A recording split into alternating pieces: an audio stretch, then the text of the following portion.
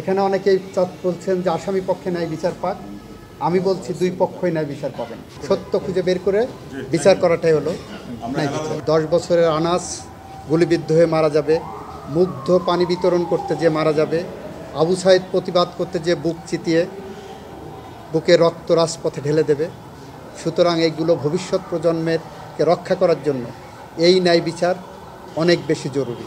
এইটা বলতে যে আমি বিশ্বের দেশে দেশে ক্রাইম এগেনস্ট হিউম্যানিটির মুখোমুখি হয়েছিলেন যে সমস্ত রাষ্ট্র এবং সরকার প্রধান, তাদের একটি তালিকা উপস্থাপন করেছি।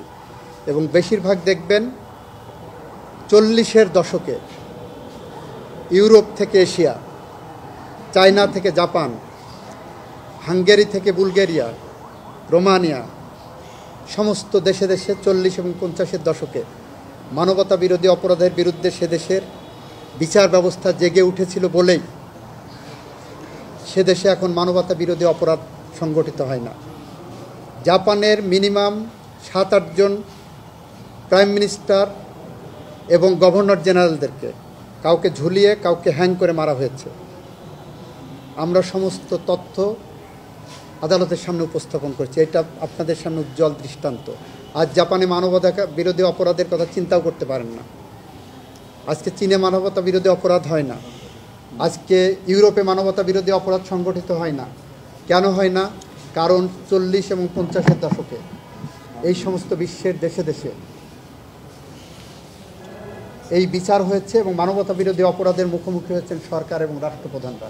আমরা পুরো তালিকাটা দিয়ে দিয়েছি। প্রাণ সসের মাখামাখি টেস্ট নুডলসকে করে তোলে আরো ইয়ামি আরো জোস। প্রাণ সস, সসের বস। চেয়ারম্যান সাহেব বলেছেন ন্যায় বিচার অর্থ হলো দুই পক্ষই ন্যায় বিচার পাবেন। আমিও সেটাই বলেছি আদালতের সামনে। এখানে অনেকেই বলছেন যে আসামি পক্ষে ন্যায় বিচার পাক। আমি বলছি দুই পক্ষই ন্যায় বিচার পাবেন। আপনারা যারা বাইরে কথা বলছেন সিভিল সোসাইটির নামে, মানবাধিকারের নামে, বা রাজনৈতিক কর্মী হিসাবে যারা কথা বলছেন, তারা ন্যায় বিচারের কথা বলুন। দুই পক্ষের জন্য ন্যায় বিচার। আসামির জন্য যেমন ন্যায় বিচার নিশ্চিত করা রাষ্ট্র এবং আদালতের দায়িত্ব একটা জায়গা আছে, অ্যাট দি সেম টাইম আমার ভিতর থেকে 1400-র উপরে মানুষ হত্যাকাণ্ডের শিকার হয়েছে, 30,000 মানুষ পঙ্গুত্ব বরণ করেছে, তাদেরও বাংলাদেশের মাটিতে ন্যায় বিচার পাওয়ার অধিকার আছে। এইটা বলতে যে আমি এলিনর রুজভেল্টের একটা উক্তি কোট করেছি যে বিচার করতে যে রাইট অর রং এইটা ডিসাইড হবে না। বিচার করতে যে ডিসাইড হবে হোয়াট ইজ রাইট। রাইট আর রং ডিসাইড করতে যে এটা সালিশ হয়।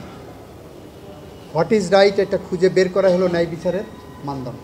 এটা সত্য খুঁজে বের করে বিচার করাটাই হলো ন্যায় বিচার।